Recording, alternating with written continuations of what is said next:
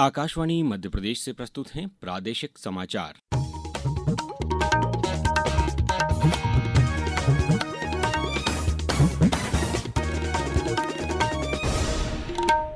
नमस्कार, समाचारों के साथ मैं अभिषेक कटियार। सबसे पहले इस बुलेटिन के मुख्य समाचार। प्रधानमंत्री नरेंद्र मोदी ने ब्राजील में ब्रिक्स शिखर सम्मेलन में लिया हिस्सा। सम्मेलन के घोषणा पत्र में की गई पहलगाम आतंकी हमले की कड़ी निंदा। मुख्यमंत्री आज लुधियाना में करेंगे रोड शो। प्रदेश में निवेश के लिए उद्योगपतियों से करेंगे चर्चा। प्रदेश में भारी बारिश से जनजीवन प्रभावित। जबलपुर में बरगी बांध के 9 गेट खोले गए। और एजबेस्टन क्रिकेट टेस्ट मैच में भारत ने इंग्लैंड पर दर्ज की ऐतिहासिक जीत। अब समाचार विस्तार से। ब्राजील के रियो दे जेनेरियो में ब्रिक्स शिखर सम्मेलन के घोषणा पत्र में 22 अप्रैल के पहलगाम आतंकी हमले की कड़ी निंदा की गई है। ब्रिक्स नेताओं ने सीमा पार से आतंकवाद को संरक्षण और आतंकी गतिविधियों के लिए वित्त पोषण सहित हर प्रकार के आतंकवाद से निपटने की प्रतिबद्धता दोहराई। इसके पहले प्रधानमंत्री नरेंद्र मोदी ने सम्मेलन के पहले सत्र में बहुध्रुवीय और समावेशी विश्व व्यवस्था पर बल दिया है। उन्होंने कहा कि इसकी शुरुआत वैश्विक संस्थाओं में व्यापक सुधार के साथ होनी चाहिए। ऐसे उपाय केवल सांकेतिक नहीं होने चाहिए, बल्कि उनका वास्तविक प्रभाव स्पष्ट दिखना चाहिए।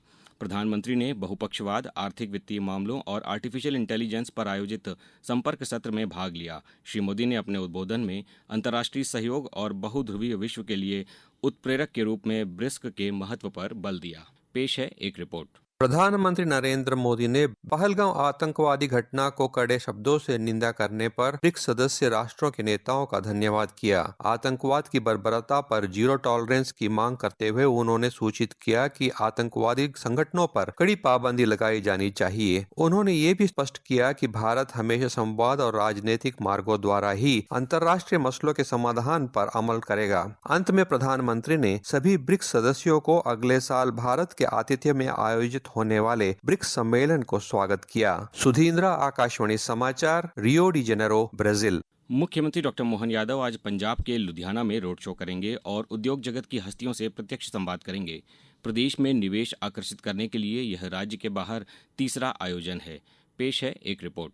बेंगलुरु और सूरत के सफल आयोजन के बाद प्रदेश में निवेश को बढ़ावा देने के लिए संवादों की तीसरी कड़ी के रूप में आज मुख्यमंत्री लुधियाना में रोड शो करेंगे। टेक्सटाइल, मैन्युफैक्चरिंग, फूड प्रोसेसिंग और आईटी सहित विभिन्न क्षेत्रों में निवेश साझेदारी के लिहाज से इस आयोजन को महत्वपूर्ण माना जा रहा है। यह आयोजन मध्य प्रदेश की औद्योगिक क्षमताओं, नीतिगत स्थिरता और निवेश अनुकूल वातावरण को उद्योग समूह के सामने प्रस्तुत करने का एक प्रभावी मंच होगा। मुख्यमंत्री कई प्रमुख औद्योगिक प्रतिष्ठानों का दौरा करेंगे। साथ ही 1-to-1 चर्चा कर इन समूह के साथ निवेश के बिंदुओं पर चर्चा करेंगे। प्रशांत शर्मा, आकाशवाणी समाचार, भोपाल। मुख्यमंत्री डॉक्टर मोहन यादव ने कहा है कि राज्य सरकार प्रदेश में दुग्ध उत्पादन बढ़ाकर किसानों और पशुपालकों की आर्थिक उन्नति के लिए प्रतिबद्ध है। प्रदेश के 50% गांवों को दुग्ध नेटवर्क में लाने की रणनीति पर कार्य किया जा रहा है। उन्होंने कहा कि नई 381 दुग्ध सहकारी समितियों का गठन कर 9,500 दुग्ध उत्पादकों को सहकारी डेयरी प्रणाली से जोड़ा गया है। मुख्यमंत्री कल भोपाल में पशुपालन एवं डेयरी विकास विभाग के वरिष्ठ अधिकारियों से चर्चा कर रहे थे। केंद्रीय गृह एवं सहकारिता मंत्री अमित शाह ने मध्य प्रदेश में डेयरी विकास योजना को क्रियान्वित करने के लिए आवश्यक संशोधन कर अधिक लाभकारी बनाने के निर्देश दिए थे। राज्य में दुग्ध उत्पादन की 72% संभावित क्षमता को कवर करने और बाजार पहुंच को 15% बढ़ाने की दिशा में कार्य किया जा रहा है। मुख्यमंत्री डॉक्टर मोहन यादव ने कहा है कि डॉक्टर श्यामा प्रसाद मुखर्जी ने कश्मीर में धारा 370 के विरोध के साथ ही राष्ट्रहित के अनेक मुद्दों पर निरंतर कार्य किया। मुख्यमंत्री डॉक्टर यादव कल भोपाल में संस्कृति विभाग द्वारा डॉक्टर श्यामा प्रसाद मुखर्जी की 125वीं जयंती के अवसर पर एक देश एक विधान विषय पर आयोजित वैचारिक कार्यक्रम को संबोधित कर रहे थे। उन्होंने कहा कि देश में अब एक विधान हो गया है। एक देश, एक विधान, एक प्रधान, ये जो नारा उन्होंने लगाया था, जिसके कारण से पूरे देश और दुनिया का ध्यान आकर्षित किया, तो हमें गर्व है अब एक विधान हमारा हो गया है। कश्मीर से लेकर कन्याकुमारी तक एक स्वर में अगर देश बोला है तो उसका बड़ा कारण डॉक्टर मुखर्जी का बलिदान है। अब समाचारों में वक्त है एक ब्रेक का। ये समाचार आप आकाशवाणी मध्य प्रदेश से सुन रहे हैं। ये समाचार बुलेटिन YouTube पर Madhya Pradesh news all India radio पर, फेसबुक के साथ ही X platform AIR news Bhopal page पर सुने जा सकते हैं। आप हमारी वेबसाइट newsonair.gov.in पर या न्यूज ऑन AIR ऐप पर भी समाचार सुन सकते हैं। समाचारों में पुनः आपका स्वागत है। अब रुक करते हैं मौसम का। प्रदेश के ज्यादातर हिस्सों में बारिश से जनजीवन प्रभावित होने लगा है। राज्य के 34 जिलों में तेज बारिश से कई क्षेत्र जलमग्न हो गए हैं।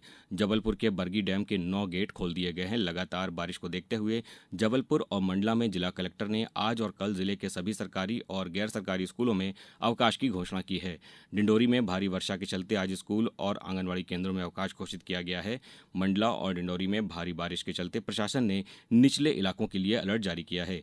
नर्मदापुरम जिले में भी भारी बारिश हो रही है। यहां पिछले 24 घंटे में प्रदेश की सर्वाधिक बारिश बनखेड़ी तहसील में 7.1 इंच हुई है।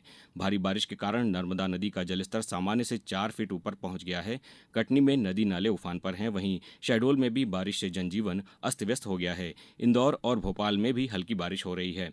मौसम विभाग ने आज के लिए जबलपुर, सिवनी, बालाघाट, मंडला और दमोह जिलों के लिए अति भारी बारिश का ऑरेंज अलर्ट जारी किया है, जबकि बाकी जिलों के लिए बारिश का येलो अलर्ट है। अब रुक करते हैं एक अच्छी खबर का। प्रधानमंत्री नरेंद्र मोदी ने रेडियो कार्यक्रम मन की बात के 123वें संस्करण में प्रदेश की सुमा उइके की कहानी को देश के सामने प्रस्तुत किया। सुमा उइके द्वारा स्थापित दीदी कैंटीन और महिला थेरेपी सेंटर आज बालाघाट ही नहीं बल्कि देश के लिए एक मिसाल बने हुए हैं। पेश है हमारे बालाघाट संवाददाता की एक रिपोर्ट।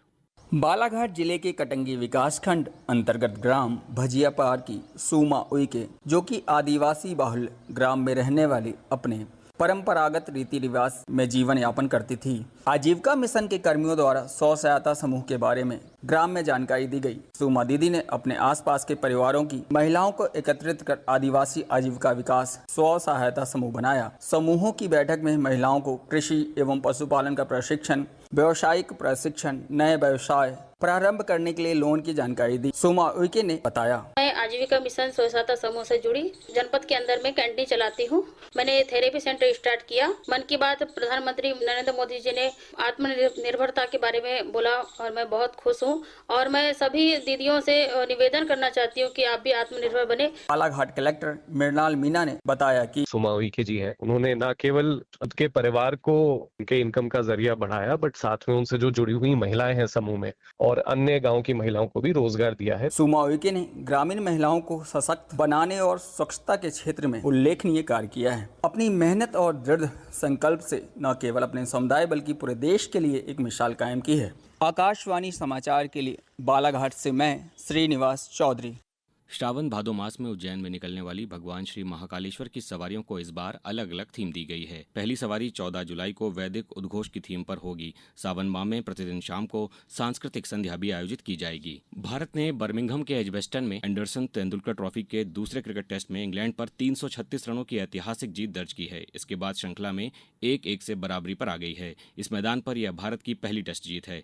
इस जीत में आकाशदीप ने 10 विकेट और मोहम्मद सिराज ने 7 विकेट लिए। 5वें दिन भारत के 608 रनों के लक्ष्य का पीछा करते हुए कल इंग्लैंड दूसरी पारी में 271 रनों पर ऑल आउट हो गई। भारत ने पहली पारी में 587 रन बनाए थे, जबकि इंग्लैंड की पहली पारी 407 रन पर सिमट गई थी। कप्तान शुभमन गिल ने इस मैच में 430 रन बनाए। गिल को प्लेयर ऑफ द मैच चुना गया।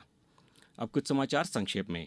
राज्य शासन ने भारतीय प्रशासनिक सेवा के 9 अधिकारियों का तबादला किया है। राजेश राजौरा की जगह अब नीरज मंडलोई को मुख्यमंत्री का अपर मुख्य सचिव बनाया गया है। मुख्यमंत्री डॉक्टर मोहन यादव राष्ट्रीय मछुआ दिवस पर 10 जुलाई को राज्य स्तरीय निषाद राज सम्मेलन एवं प्रशिक्षण कार्यक्रम में कालिदास संस्कृत अकादमी परिसर उज्जैन में शामिल होंगे। अनूपपुर जिले में रीवा अमरकंटक मुख्य मार्ग पर किरर घाट की सजहा पुलिया टूटने से एक कार बह गई, जिसमें 4 लोग डूब गए हैं। सीहोर जिले में कल वीडियो कॉन्फ्रेंसिंग के माध्यम से पुलिस विभाग एवं स्वास्थ्य विभाग के अधिकारियों का मेडिको लीगल केस एवं पोस्टमार्टम प्रशिक्षण सत्र आयोजित किया गया। इंदौर जिले में पिछड़ा वर्ग कल्याण योजनाओं की प्रगति की समीक्षा बैठक में कल आयोग के अध्यक्ष हंसराज अहीर ने योजनाओं की प्रगति प्रक्रिया को और अधिक पारदर्शी बनाने पर बल दिया। और जम्मू के भगवती नगर स्थित शिविर से आज अमरनाथ यात्रियों का छठा जत्था रवाना हुआ, जिसमें 8600 श्रद्धालु हैं। अंत में मुख्य समाचार एक बार फिर। प्रधानमंत्री नरेंद्र मोदी ने ब्राजील में ब्रिक्स शिखर सम्मेलन में लिया हिस्सा। सम्मेलन के घोषणा पत्र में की गई पहलगाम आतंकी हमले की कड़ी निंदा। मुख्यमंत्री आज लुधियाना में करेंगे रोड शो। प्रदेश में निवेश के लिए उद्योगपतियों से करेंगे चर्चा। प्रदेश में भारी बारिश से जनजीवन प्रभावित। जबलपुर में बरगी बांध के 9 गेट खोले गए। और एजबेस्टन क्रिकेट टेस्ट मैच में भारत ने इंग्लैंड पर दर्ज की ऐतिहासिक जीत।